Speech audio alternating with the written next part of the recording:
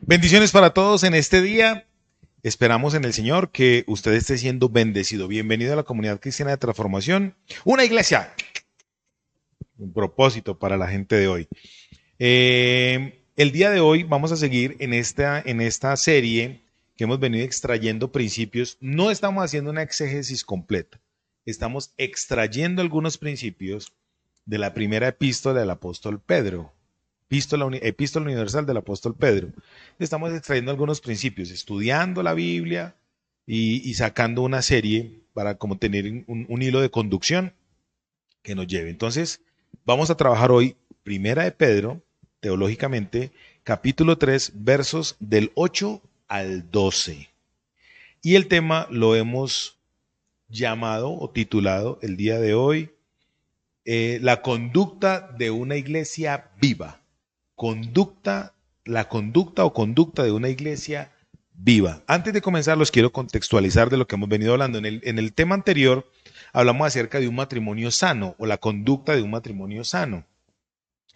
No, vuelvo y le repito, no hicimos una exégesis muy amplia, solo una meditación de este pasaje y hablamos acerca del matrimonio. Hemos venido hablando del comportamiento de los creyentes, según la consecuencia de este pasaje. En el capítulo 1, el apóstol Pedro viene diciendo, hablando a los cristianos que están expatriados, o sea, que están dispersos por 5 regiones del Asia Menor en esa época.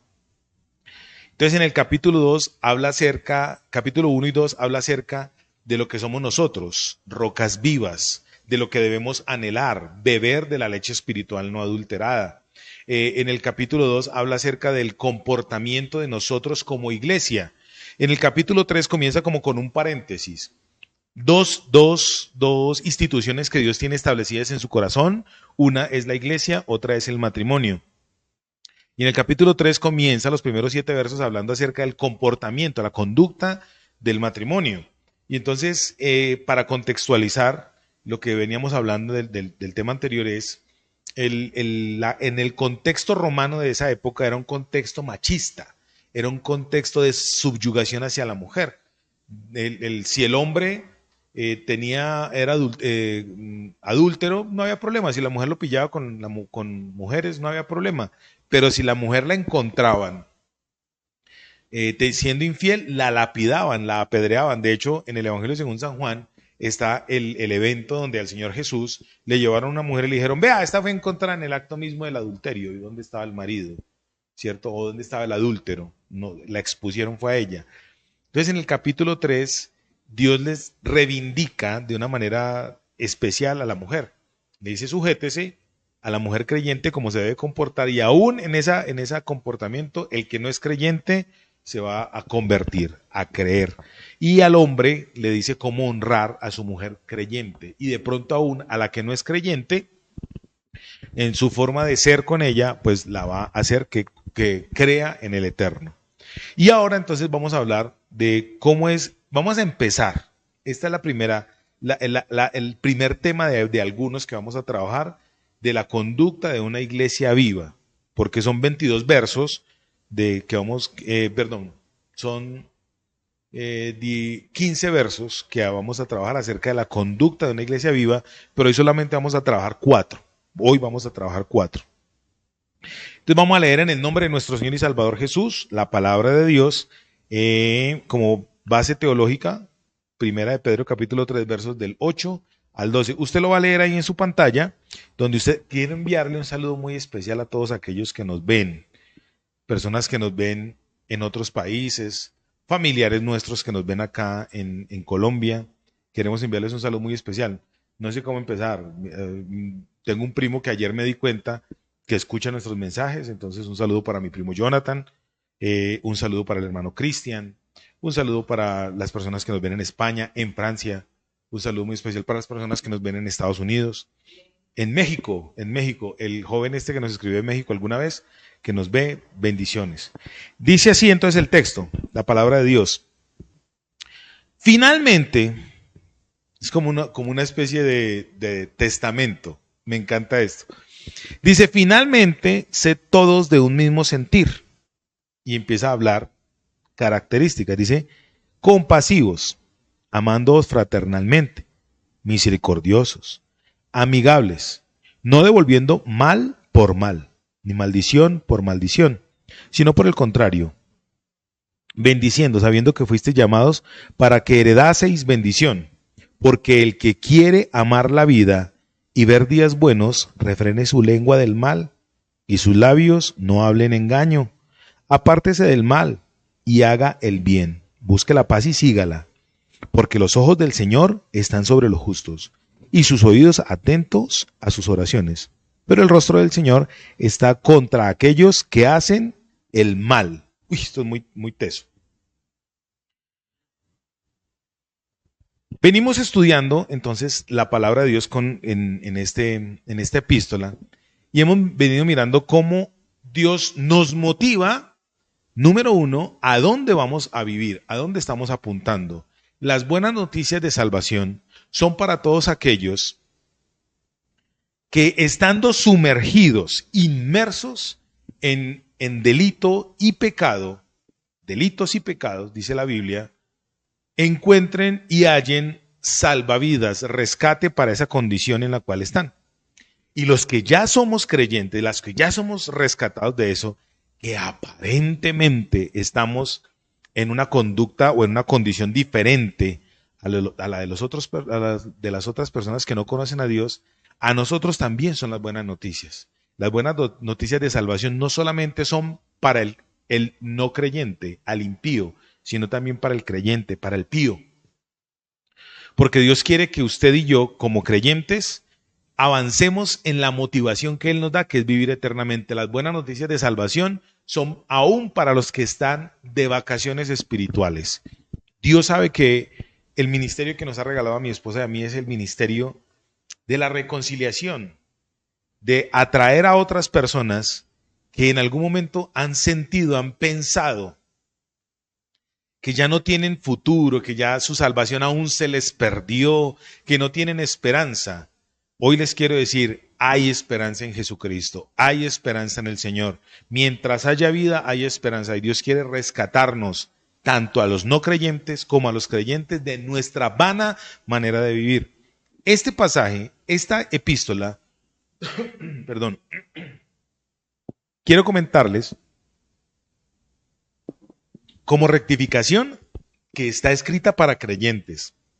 Así que las conductas aquí reflejadas, tanto antónimos como sinónimos, son para el creyente. Y usted va a decir, uy, ¿cómo así, pastor? Hay conductas que aquí pareciera que no son de un creyente. Y resulta que hay creyentes que practican este tipo de cosas. Entonces hoy vamos a decirles a ustedes, mientras haya vida y esperanza y Dios quiere que nosotros nos arrepintamos, cambiemos nuestra manera de pensar. Vamos a leer la palabra de Dios en el nombre de nuestro Señor y Salvador Jesús. Ah, ya la leímos. Sí, perdóneme.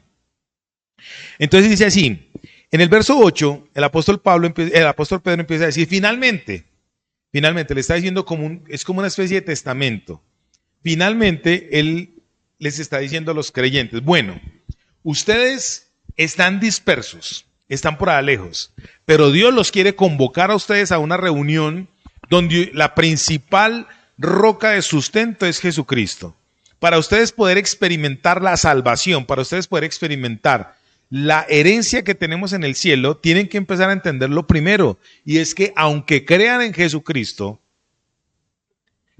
tienen que experimentar que creyendo en Jesucristo van a tener objeciones, van a tener contrariedades, van a hacer que la gente incluso los odie, porque Cristo va a ser tropezadero aún para algunos creyentes, que en sus conceptos religiosos, en sus conceptos doctrinales, no van a tener la misma afinidad que usted y yo tenemos, porque no tienen el espíritu de Cristo en sí. Voy a hablar, por ejemplo, las personas que tienen un concepto religioso.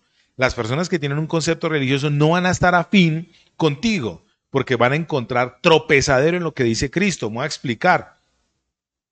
Cristo está diciendo que para llegar al Padre hay que caminar solamente a través de Él. Entonces vienen muchas corrientes religiosas que le van a decir, no, es que es a través de otra persona. Ejemplo, María, que tiene que ser a Cristo por María, a Dios por Cristo y a Cristo por María. No. La Biblia dice específicamente, porque solo hay un camino y solo hay un mediador entre Dios y los hombres, Jesucristo hombre. Eso escribe el apóstol Pablo a Timoteo.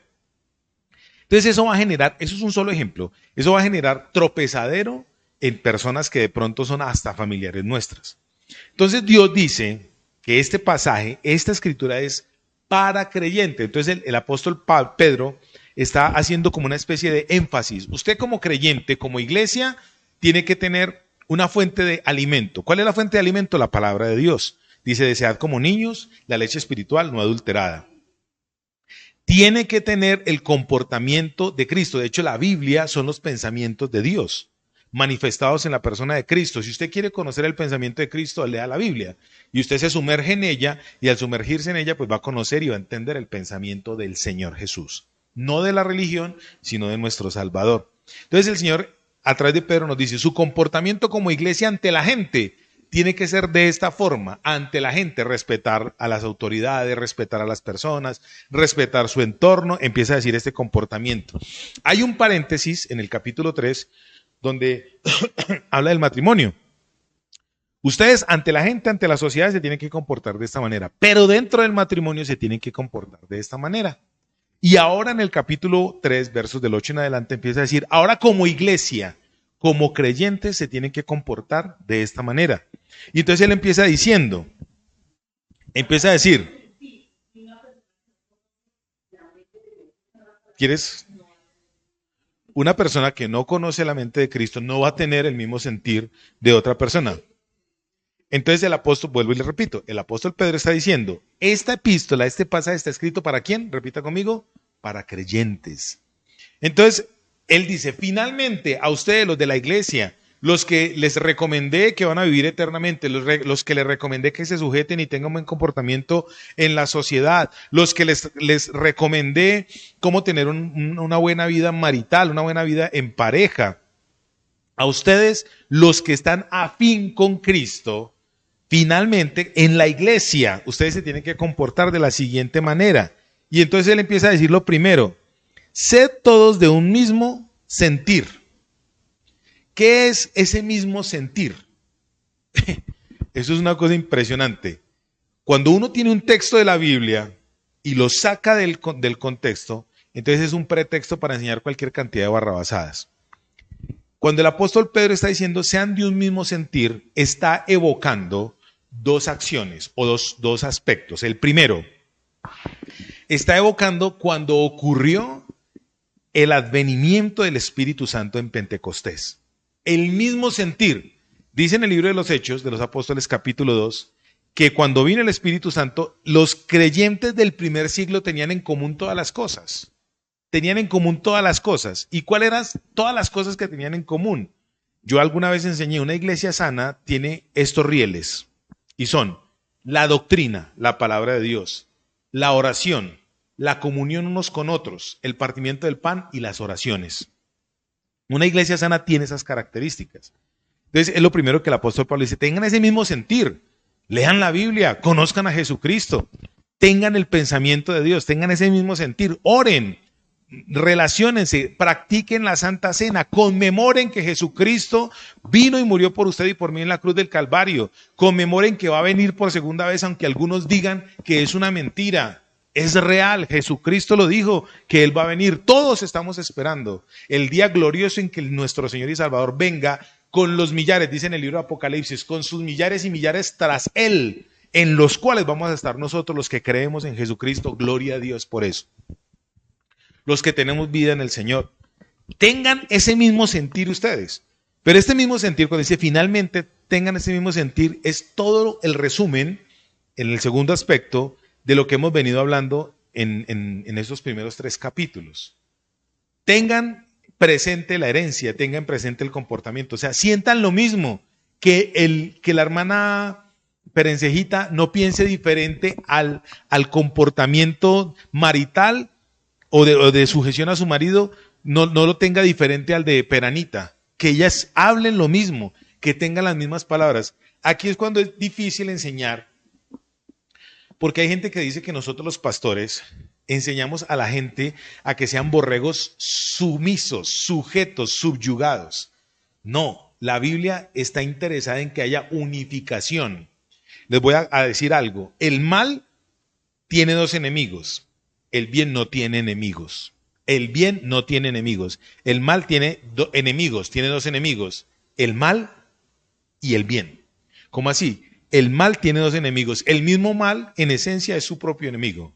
Y el mal tiene como enemigo el bien, pero el bien no tiene enemigos. Entonces, Dios dice que usted y yo tenemos que tener el mismo pensamiento. Entonces, la misma mente, el mismo concepto. Entonces hay gente que te va a decir a ti, es que los pastores les enseñan a ustedes a hacer borregos. No, les está diciendo, el mal tiene dos enemigos. El mal, el mismo mal y el bien. El mal te enseña a fragmentar, a dividir, pero Dios te enseña a unificar. Y tú tienes que aprender, por ejemplo, cuando viene un hermano en Cristo que se congrega en otro redil y te va a decir, mira, es que resulta que el rapto no va a ser verdad. No te pongas a discutir con un concepto doctrinal que no te va a afectar en la salvación. Si el hermano te dice a ti que tú eres salvo por tus obras, ahí sí discute. Porque la Biblia dice que yo soy salvo es por gracia, no por obras. Todos los conceptos doctrinales y teológicos son debatibles. Pero hay conceptos que no van a cambiar, que son invariables, inmutables, que son eternos y verdaderos. Uno, Jesucristo es Dios, murió por usted y por mí en la cruz del Calvario. Dos, la salvación es eterna y es por gracia. La fe es la que me conduce a la salvación. El arrepentimiento es el camino para llegar al conocimiento de la verdad. Ese tipo de cosas no varían. Seamos de un mismo sentir, pensemos lo mismo. Me gusta ese ejemplo, yo no lo había visto. Cada célula de nuestro cuerpo, cuando se parte, que se multiplica en dos, una célula se multiplica en dos, es una réplica de la otra, tienen el mismo sentir. Internamente Dios nos creó a nosotros de manera tal que nuestras células se multiplican y al mismo tiempo se calcan. Eso es lo que Dios quiere. Entonces Dios quiere que nosotros tengamos un ¿qué? Un mismo sentir. ¿Por qué una iglesia viva se tiene que comportar de esta manera? Así que lo vamos a mirar. Dice en el mismo verso 1, sean de un mismo sentir, y empieza a colocar en ese mismo rango aspectos de cómo debemos comportarnos los que tenemos ese mismo sentir. ¿Cómo es la mente de Cristo calcada en el creyente? Dice aquí, sean compasivos. Este ejemplo de compasión me llama profundamente la atención con un amigo nuestro que escribió esta epístola, el apóstol Pedro. Si alguien experimentó la compasión, fue ese hombre. Porque este hombre en el capítulo 21 de Juan, dice la Biblia, que Pedro dejando atrás, eso es un tema para hablar después, dejando atrás sus vestidos, se despojó de sus vestidos, casi que puede decir que se despojó de su salvación, se despojó de sus vestidos, volvió a pescar, y él volviendo a pescar, lea el Evangelio según San Juan capítulo 21, dice que Cristo llegó a él, y 3 veces le dijo, Pedro, ¿me amas? Pedro, ¿me amas? Pedro, ¿me amas? Pedro experimentó ahí la restitución compasiva de Dios. Pero ¿cuándo la vio Pedro? Pedro vio la compasión de Dios cuando lo negó 3 veces, 40 días antes, o unos días antes. Pedro negó al Señor Jesucristo, y el Señor Jesucristo, dice la Biblia, que antes de que cantara el gallo, o sea, antes de la anunciación aquella de los vigilantes, Pedro vio al Señor y vio en los ojos de mi Señor Jesús su compasión que no tuvo hacia él, hacia quien le había negado, hacia quien que lo había incluso despotricado y jurado y había usado un lenguaje de corsario, no vio ningún tipo de juicio ni condenación. Vio fue una mirada de compasión que le dijo, yo ya sabía lo que iba a pasar, pero no se preocupe, era necesario. A veces es necesario que usted y yo experimentemos el mal, por eso le dije, este ministerio es para reconciliar. A veces es necesario que usted y yo tengamos vacaciones espirituales para que entendamos la compasión de Dios, para que usted y yo podamos ejecutar compasión hacia otros, piedad hacia otros, misericordia hacia otros. Pedro experimentó lo que era la compasión. Por eso él dice, sean todos compasivos. Dice aquí, ámense todos fraternalmente. El amor fraternal es una de las 4 características del amor que se define en griego. El amor filial. Ese amor filial obviamente no es el mismo amor agapao de Dios, pero el amor fraternal, el amor filial, es el amor que se le tiene a los hermanos sanguíneos, a los hermanos de sangre. Yo no sé si usted ha notado que nosotros los cristianos tenemos más afinidad con los hermanos de la fe que con los hermanos genéticos. Pues resulta que la Biblia dice que con quien tenemos que tener más afinidad es con los hermanos de la fe, antes que con los hermanos genéticos. Porque hay una genética que está por encima de nosotros, que es la genética de la sangre de Jesucristo, nuestro Señor y Salvador. Entonces, el amor fraternal se tiene que manifestar, se tiene que mostrar. Y aquí hay características del amor fraternal. El amor fraternal es compasivo, el amor fraternal es misericordioso, el amor fraternal es amigable, y ahí hay 2 puntos. El amor fraternal que tenemos que compartir, ojo con esto que viene ahorita lo bonito, es el amor que tiene que manifestar un creyente que es salvo. Porque hay creyentes que creen en Dios, que creen en la Biblia, creen en Dios como el diosito aquel que le hace milagros, como hay una persona que el zarquito del cielo y tal, entonces le creen a Dios, digámoslo así. Creen en la Biblia pero como un amuleto, pero hay creyentes, gente que cree que no es salva. Y este mensaje es para personas que son salvos, y les voy a decir por qué. El que cree que debe tener en común todas las cosas, entonces también tiene que entender que no debe devolver mal por mal a nadie. ¿Qué es devolver mal por mal? Es que él me fue infiel. Entonces yo también le voy a ser infiel. El creyente no practica ese tipo de cosas. No practica el vengarse, el retribuir. El creyente tiene que empezar a entender que la compasión no es solamente para el que te hizo daño. La compasión es para mí que he hecho daño. Voy a explicar. A ti, tu esposo, tu esposa te fue infiel.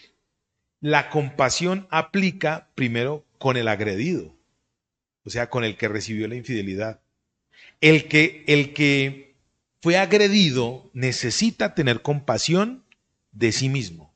Necesita aprender a amar fraternalmente primero a él mismo para poderlo manifestar a aquel que lo agredió. Por eso dice aquí, no paguen mal por mal. Esto aplica para uno que es salvo. La conducta de un creyente, decimos pues, no devuelve maldición por maldición. Usted dirá, uy, pastor, esto se ve en los cristianos. Obvio, hermano, santo de Dios. Esto se ve en los cristianos. Una vez le voy a contar un chistecito, una anécdota. En una ciudad de Colombia, en Medellín, una historia me la contó un pastor a mí de primera mano. Le estaba dando consejería a una pareja, cuando dice no devolver maldición por maldición. En el sector donde él tenía la iglesia, es un sector de ferreterías y donde venden muchas herramientas. Y el pastor dice que él se fue a comprar un machete y que no encontró en ese sector de ferretería 10 cuadras a la redonda donde le vendieran un machete, porque necesitaba un permiso, que para qué era el machete, en fin, un machete, un arma. Bueno, un arma no, una herramienta de trabajo, pero como se puede convertir en un arma, no se la vendieron. Y llegó una pareja a consejería a esa iglesia, y en esa iglesia la esposa le confesó al esposo que le fue infiel. Y el esposo salió de ahí, de esa iglesia, y se demoró 5 minutos. A los 5 minutos llegó con un revólver en su mano. No se sabe dónde lo consiguió. E iba a matar a la esposa. Y empezó a proferirle maldiciones a esa mujer. Obviamente herido en su orgullo. Porque lo que hiere a los hombres es el orgullo. Las mujeres le hieren los sentimientos, su fragilidad. En los hombres se hiere el orgullo. Y él empezó a tratar de devolverle a ella un mal por un mal y empezó a proferir maldiciones sobre ella. Y ella lo único que empezó a decirle fue, perdóname porque yo estoy arrepentida de lo que hice. Empezó en ese momento un proceso de reconciliación. Los creyentes estamos llamados a ser reconciliados, número 1 con Dios y número 1 con las relaciones. Repito lo que he enseñado muchas veces. La cruz tiene un significado. La cruz representa en ese madero la reconciliación entre Dios y los hombres, palo vertical. Y la reconciliación entre los hombres y los hombres, palo horizontal. Cristo es el centro de la reconciliación. Por eso él está diciendo, la conducta, el comportamiento de la iglesia, de una iglesia que conoce a Dios, de una iglesia salva, tiene que ser esta: no paguen mal por mal, ni maldición por maldición. Antes el contrario, bendigan, sabiendo que todos fuimos, oiga pues con esto, fuimos llamados para heredar bendición. El que practica estas cosas, hay creyentes en la iglesia, no solamente en esta, hay creyentes en la iglesia que no son compasivos, hay creyentes en la iglesia que no aman, hay creyentes en la iglesia que no son misericordiosos, hay creyentes en la iglesia que no son amigables, hay creyentes en la iglesia que devuelven mal por mal, se vengan de los hermanos, hay creyentes en la iglesia que maldicen a los hermanos en vez de bendecirlos. Estas conductas, el que practique esto, déjeme decirle que su salvación es difícil de entender que lo sea. No que se haya perdido, sino de que no la haya obtenido. Porque la Biblia lo dice específicamente. Esta es la conducta que debe tener un salvo. Yo voy a decir por qué. En el verso 10 dice, porque el que quiere amar la vida y ver buenos días, dice otras características. Aquí el que quiere amar la vida, la palabra vida acá en este pasaje en griego es zoe. Entonces hay gente que malinterpreta esto, dice el que quiere amar la vida, o sea, la vida como estado de existencia. Ay, yo no me quiero morir, no me quiero morir. Entonces para no morirme, ojo pues con esto, para no morirme entonces tengo que empezar a refrenar mi lengua. Es un concepto netamente terrenal, carnal, humano, casi que hasta diabólico. La vida, la palabra vida acá en griego es zoe. No es ni bios ni psique. En griego hay tres significados para la palabra vida. El primero es vida biológica. Todos los elementos de la tierra, las plantas, todo tiene elementos de vida. La vida biológica. La vida psique es una de las características que tiene el ser humano, la vida psicológica, que fue lo que escogió Adán en el huerto del Edén. Adán tuvo la oportunidad de escoger la vida zoe, que pues venía de Dios, o la vida psicológica, que es la que nosotros tenemos, desde el conocimiento. Cuando Satanás le dijo, ¿con qué Dios ha dicho? Lo puso a razonar, psique. Ese es el otro concepto de vida o significado de vida en la Biblia. Y el tercer concepto de vida, zoe, Z-O-E en griego, es la vida que proviene de Dios. Dice la definición, vida increada. O sea, es una vida que aún no se ha experimentado, que viene para nosotros. Entonces, el que ama la vida increada, el que ama la herencia que el apóstol Pedro nos ha venido diciendo en estos 3 capítulos, el que ama lo que proviene de Dios, entonces practica estas características de compasión, de amor fraternal, practica eso, vive eso, se mueve en eso. ¿Me explico? El que ama la vida, la salvación que no proviene de la humanidad, el resultado es esto, congruencia en lo que dice la Biblia.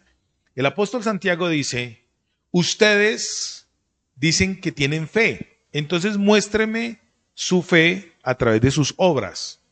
Entonces la gente dice que para poder creer o ser salvo tengo que hacer. No, hay congruencia en la palabra de Dios. El apóstol Santiago dice, si usted es salvo, entonces va a tener cierto comportamiento, o sea, ciertas acciones, ciertas obras.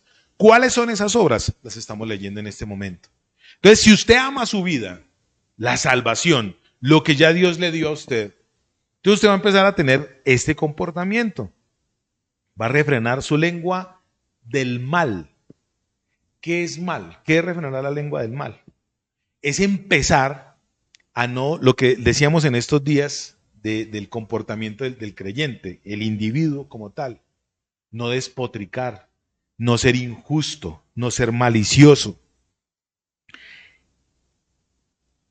Antes de decir que éramos linaje escogido, refrenar la lengua del mal en el capítulo 2, verso 1 dice lo siguiente: desechando pues toda malicia, todo engaño, hipocresía, envidias y todas las detracciones.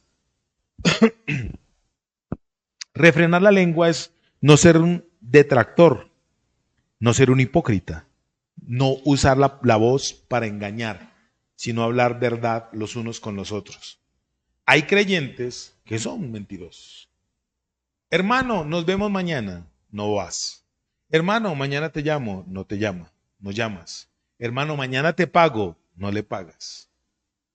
Hermano, le voy a contar algo, pero para que oremos. Eso es refrenar la lengua. Eso no es refrenar la lengua del mal. Eso es hablar mal, decir chismes, mentir, detracciones. El que ama la salvación no practica eso. El que ama la salvación hace lo contrario, refrena la lengua. Bendice, tiene misericordia. Sus labios no hablan engaño. El que ama la salvación, verso 11 dice, se aparta del mal y hace el bien. Busca la paz y no solamente la busca, sino que la sigue, está con ella.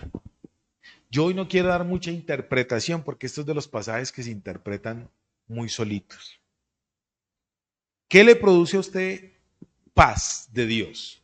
En Filipenses, el apóstol Pablo está diciendo que la paz de Dios que sobrepasa todo entendimiento guarde nuestros corazones y nuestros pensamientos en Cristo Jesús. Y en el contexto donde Pablo está diciendo que la paz de Dios gobierna nuestros corazones, él está diciendo, yo sé vivir en la abundancia, sé vivir en la escasez, por todo y en todo lo puedo en Cristo que me fortalece. Cuando usted tiene algo que le roba la paz, la palabra intranquilidad en griego es avaricia y es picazón, es comezón. Cuando usted tiene algo que no le da paz, huya de eso. Un negocio, una relación, un comentario, huya de eso. Lo bueno de ser creyente es que tenemos a Jesucristo como nuestro abogado para que nos ayude. El saludo de los judíos, de la cultura judía es shalom, paz. Shalom en hebreo es paz. Y los judíos siempre que se saludan shalom, le pregunta al otro, ¿qué hay de tu paz? ¿Cómo está tu paz? ¿Tienes paz? La paz no es un estado de ausencia de guerra. La paz es un estado de tranquilidad, de quietud. Y en medio de la quietud usted puede observar, puede mirar.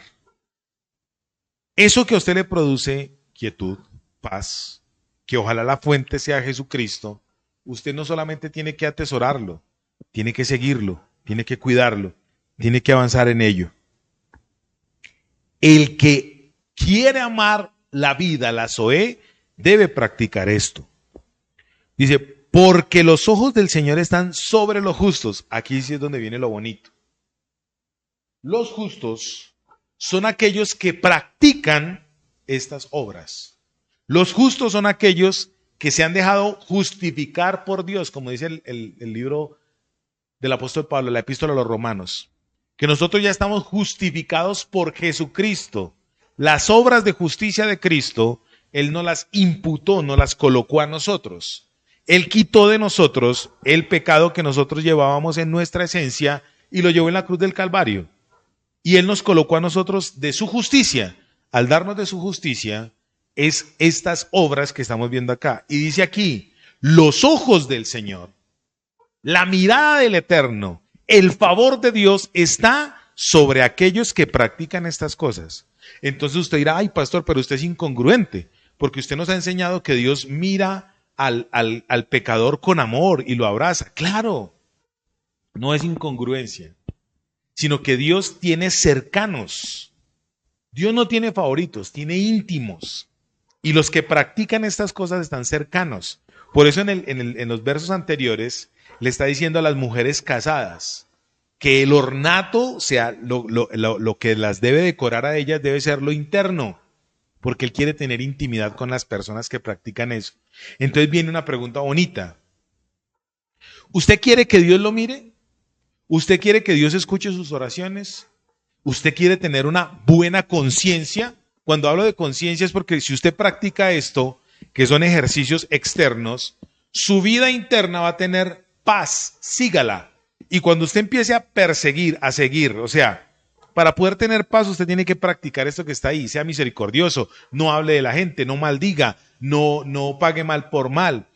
Ame a la gente fraternalmente, sobre todo a sus hermanos, o sea, a la gente de la iglesia. Por eso debe ser la conducta de una iglesia viva, una iglesia que tiene al Zoé de Dios en él. Y entonces el resultado, ¿cuál va a ser? Que Dios va a mirar su conducta.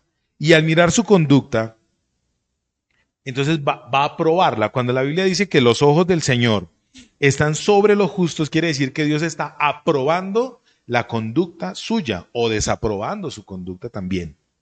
Y dice, y sus oídos atentos a sus oraciones. ¿Usted quiere que Dios lo escuche?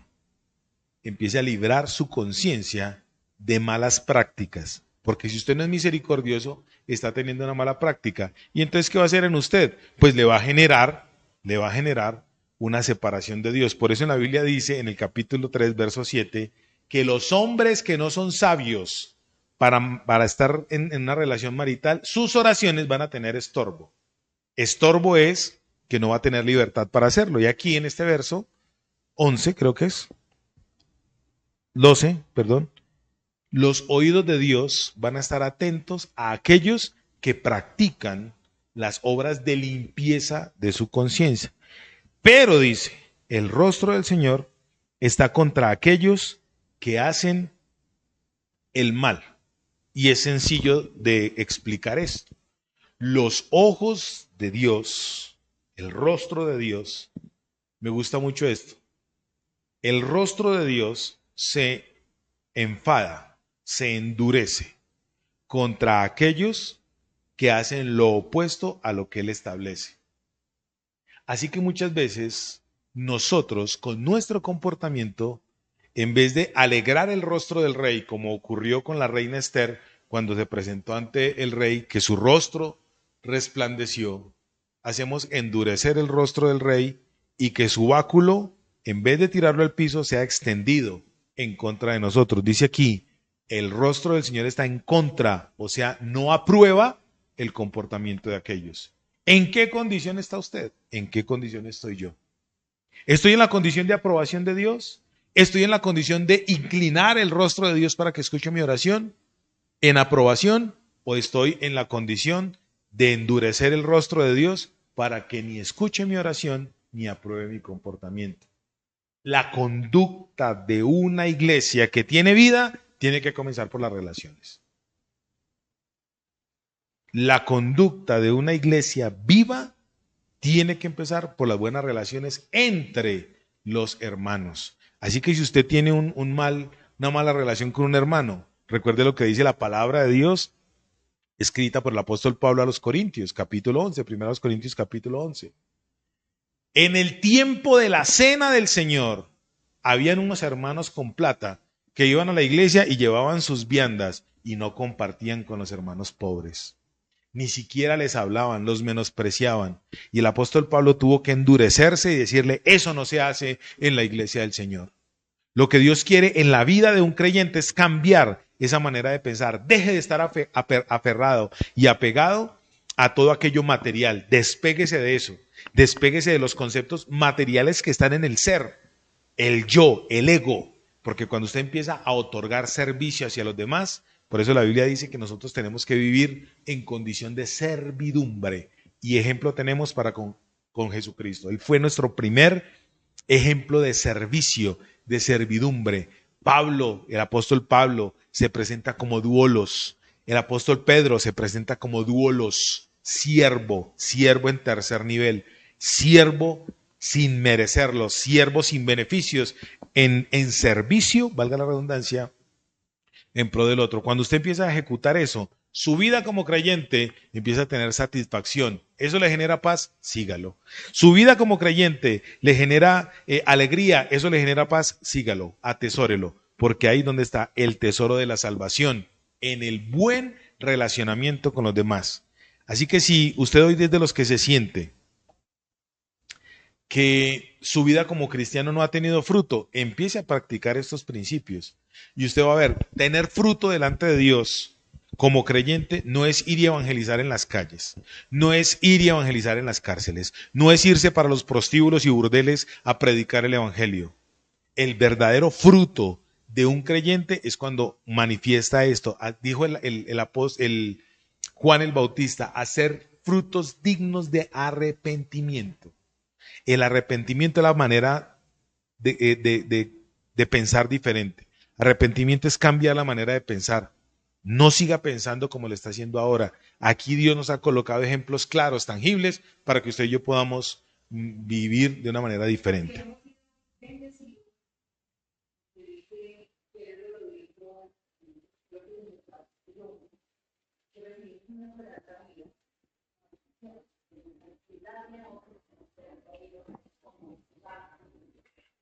Dice la Biblia, el apóstol Pedro, que nosotros hemos sido bendecidos con una esperanza viva, lo dice en el capítulo 2. Nosotros tenemos que transmitirle a los demás esa misma esperanza vivificatoria, para que así el resultado sea la satisfacción personal. Ya ahora sí quiero terminar con esto. El verdadero fruto de arrepentimiento es cuando usted cambia. El verdadero fruto de arrepentimiento es cuando usted practica estos principios que Dios establece. El verdadero fruto de arrepentimiento es tener un pensamiento, una visión totalmente diferente a la que normalmente y actualmente ha vivido. Porque si leemos la Biblia va a cambiar mi mentalidad y va a impugnar en nosotros la mente de Cristo. Y al cambiar y al tener la mente de Cristo vamos a accionar lo que Cristo hizo. Padre, te damos gracias, Dios mío, en el nombre de Jesús. Que tu mano poderosa y gloriosa, Señor, esté sobre todos y cada uno